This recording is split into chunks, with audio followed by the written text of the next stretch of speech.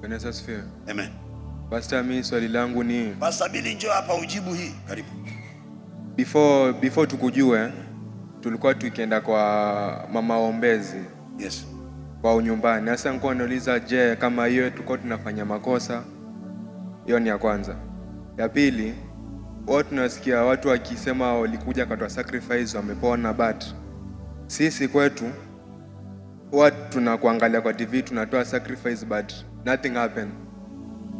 Sasa wanashangaa nini cause hata before nifanye KCSE babangu huyo hapa na mamangu tulikuja hapa. Mama yako wapi? Baba huyo. Mama Yule pale. Lamba amevaa blue. Thank you. Walitoa sacrifice ili nipite KCSE, but instead kila kitu yenye nilisoma nilirudi to zero, nikapata D plane. Ukasahau zaidi. Everything. Na before hapo nilifanya mtihani nikapata C- na mtihani. There are two factors. Maturity of the givers and why you mix altars. Sometimes unaweza ukapitia mapito mengi mpaka unatoa hapa, unapima kama inafanya na unatoa pale, unatoa pale.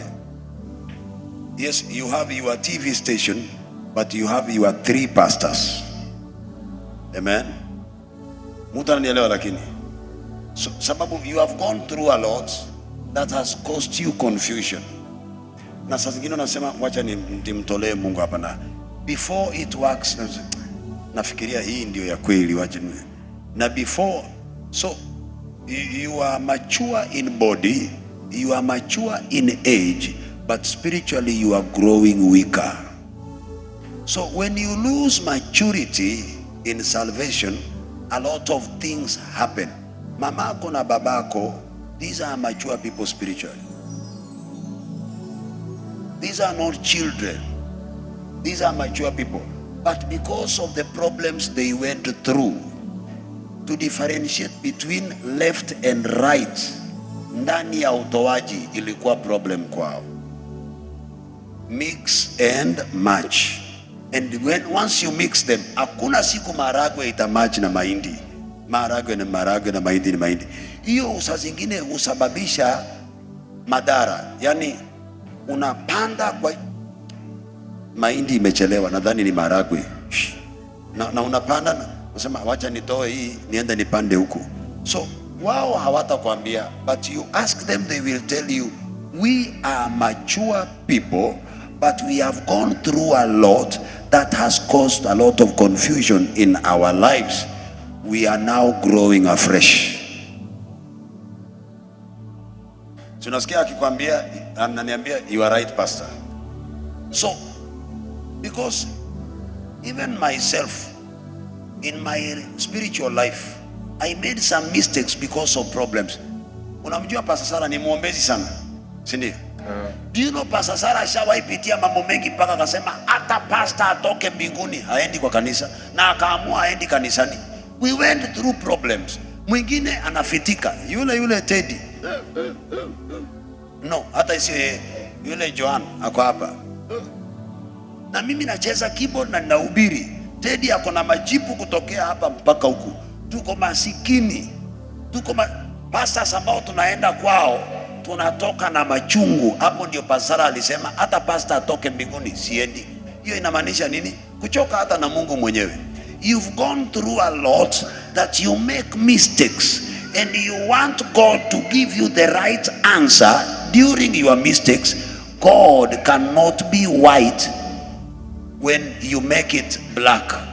Atakuonyesha kwamba huo ni uchafu, then utasikia uchungu. That pain will build you. It will build resilience, perseverance. Then perseverance will build character, and character will make God trust you.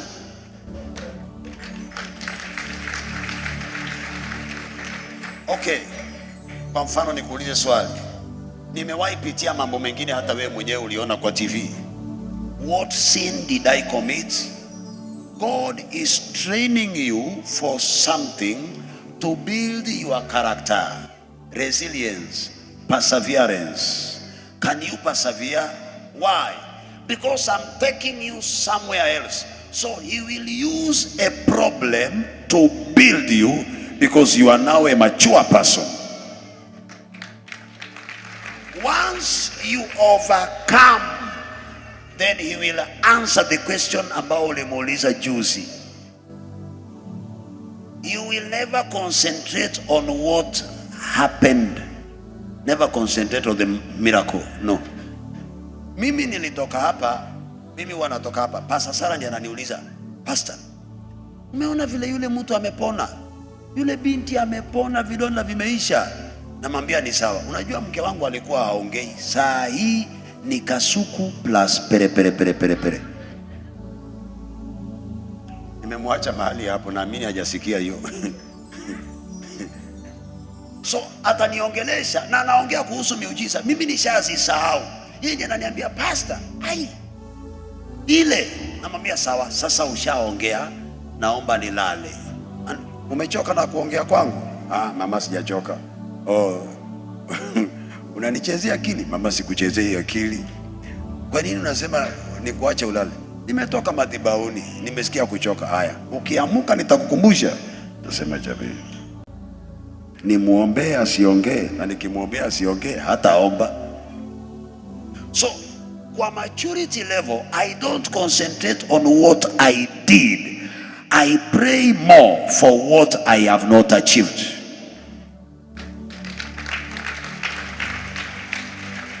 Number two, because they are mature people, I'm talking to them, not to you. This one is difficult now. God can allow something negative so that they may see God in it. You fail, then God gives you a star in failure. You become a success to teach them something tomorrow.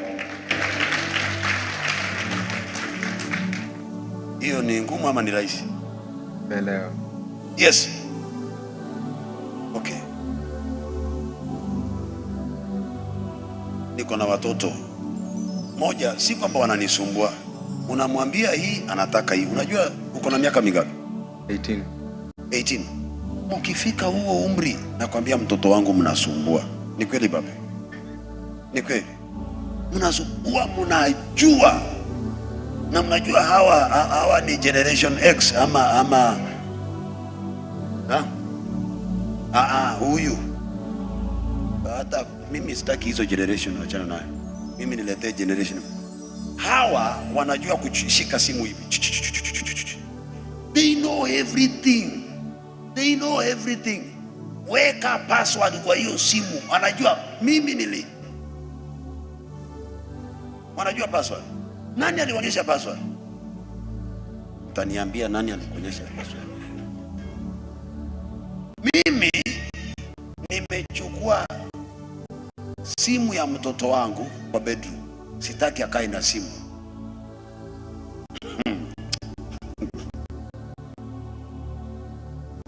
Si milango ya funguo za kufanana, lakini kila funguo inafungua mlango mwingine.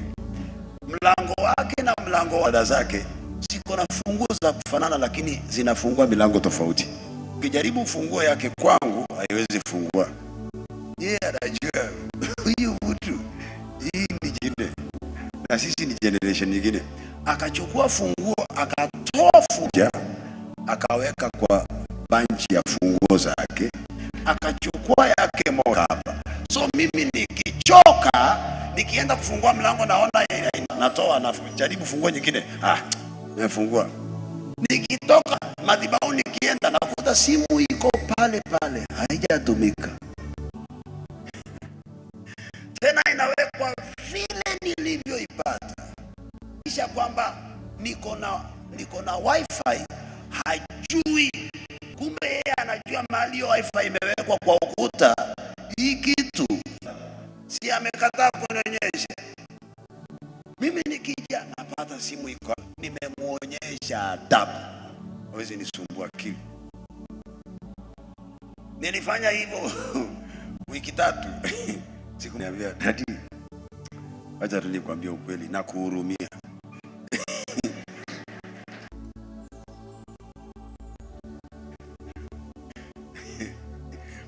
hii simu wanaitumia. Nikamuuliza, kwani wewe ni pepo unatumia na wapi? Akaniambia, hebu jaribu hizo funguo zako. Nikajaribu, inafungua, na jaribu nyingine inafungua, ya tatu inafungua, ziko 4. Namwambia, sasa unanipa wakati? Akaniambia, jaribu tu, fungua nyingine haifungui. Akaniambia, chukua hiyo. Nikijaribu hiyo moja ametoa kwake inafungua. Ananiambia, dadi, heri unishauri tu, lakini kunifungia mlango napoteza wakati. Mwambia, okay, kuna vitu vingine sitakwambia, ni hutaniambia. Unajua sasa nimekasirika na pia ninacheka. Hakuna mtu nitamwambia ile kitu mliniuliza wifi, hamtaipata. Akaniambia, nisaidie na hiyo simu yako.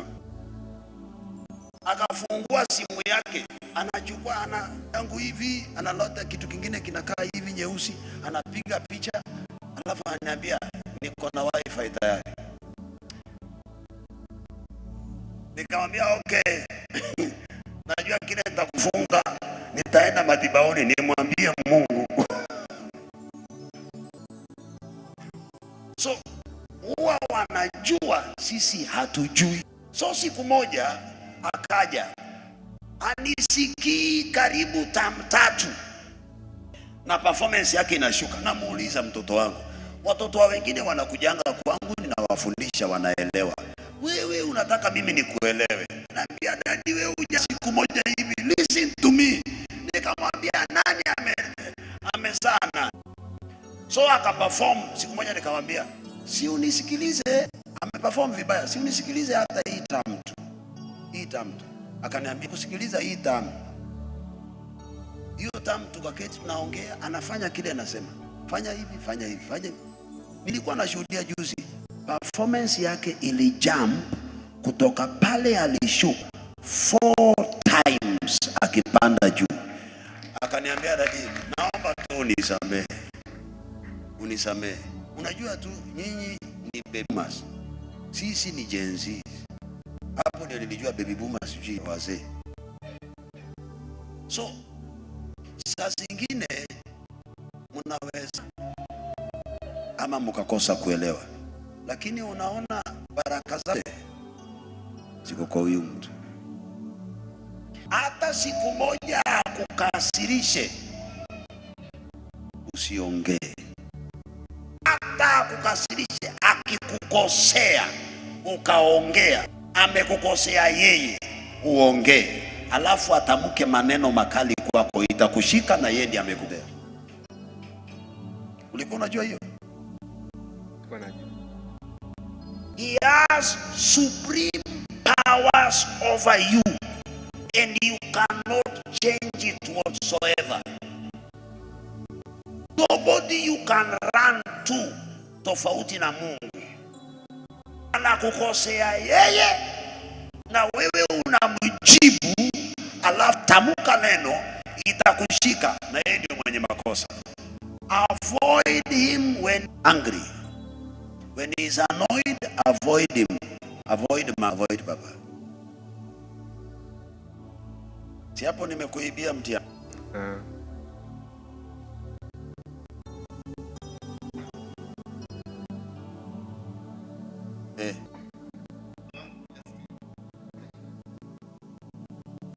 Ulifanya kazi works nyote.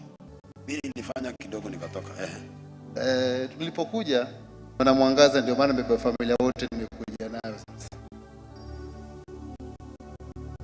Wangu huyu hapa, watoto 5.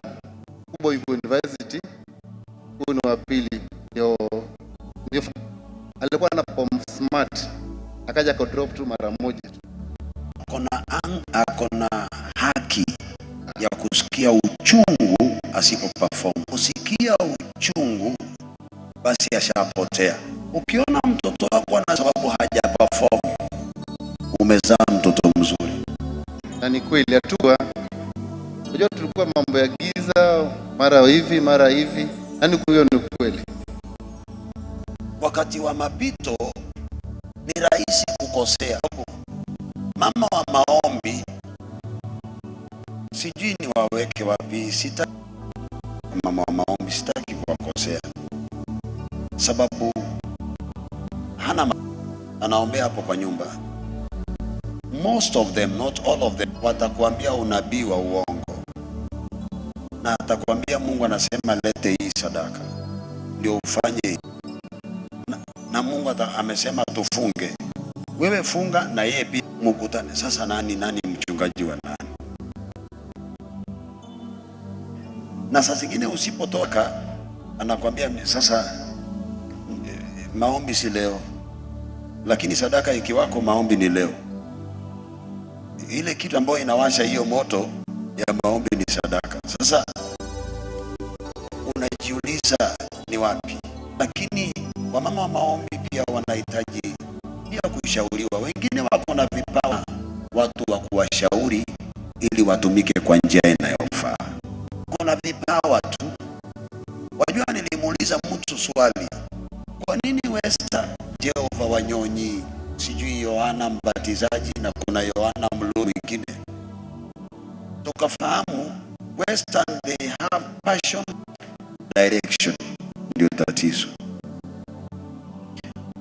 Mimi ulijaribu ukaperform vibaya, inanifanya namwambia huyu mumezaa mtoto mzuri hapa. Mtoto ukiona haja perform, haimkuli time na Mungu, hawezi kusafiri na wewe, ujue uko na box. Nenda uandike tu not for sale, sababu hakuna mtu atamnunua.